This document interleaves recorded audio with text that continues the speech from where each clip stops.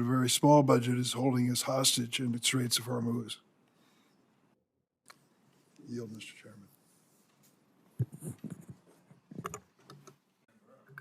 Chairman. Thank you. I just want to start off with saying that these military operations against Iran have been spectacular.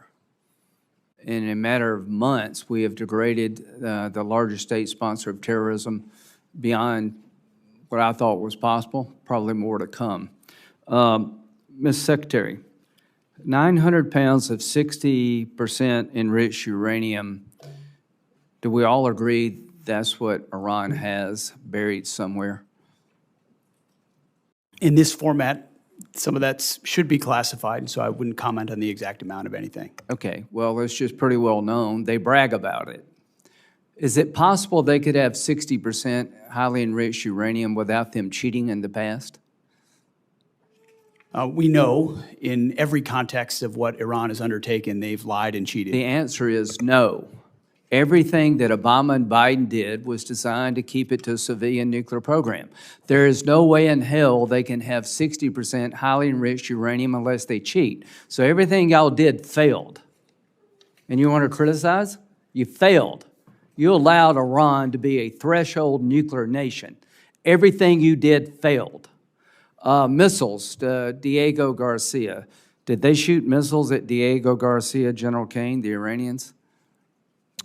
Yes, sir, they shot a few. Under the protocols we had in place, were they supposed to be able to do that?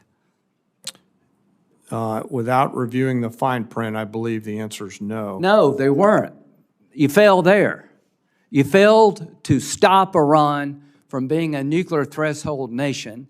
You failed to stop Iran from having missiles that could go thousands of miles. Why should we listen to you?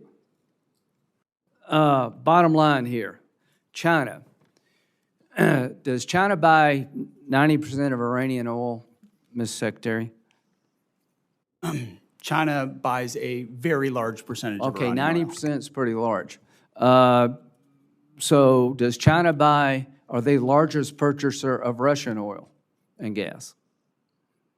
I would imagine they're up there, Senator. They are. They're the largest. So President Trump, when you go to China, realize that the person you're talking to is propping up Russia and Iran.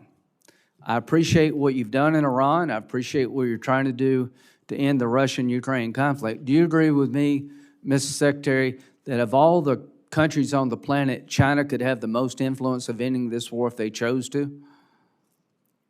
I think the most influence is in President Trump's hands and what he decides to do, and he'll set the terms of how this. What if China stopped buying? But ultimately, China has a lot of leverage. You're right. Yeah, they did. What if they stopped buying 90% of oil from Iran? That's not President Trump. That's up to China. Do you support putting tariffs on China if they continue to buy Russian oil and gas?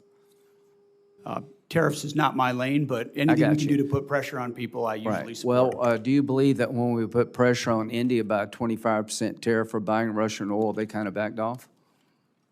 I would say I've had a front row seat to the efficacy of tariff policy, yes. Yeah, I think it works, guys, and we're on the breakout here in a minute of having a bill that would give the president ability to tariff the largest purchasers of Russian oil and gas, and I hope he will use it. So I just want to, Pakistan.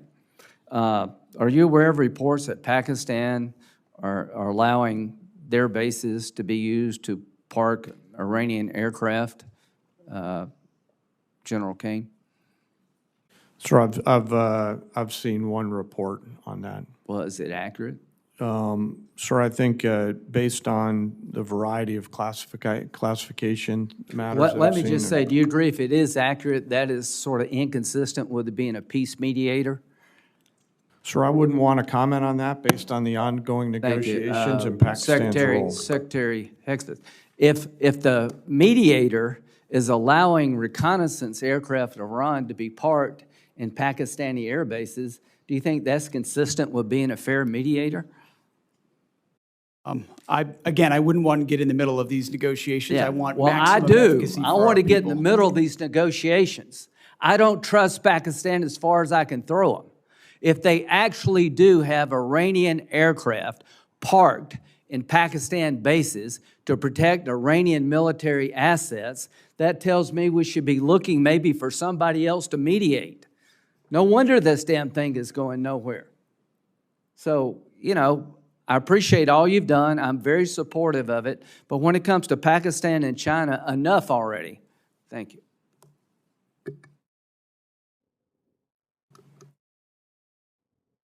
Thank you very much, Mr. Chairman. Thank you, gentlemen, for being here today. Mr. Secretary, we have been trying to track down the expenditures in the Operation Epic Fury and Operation Freedom now.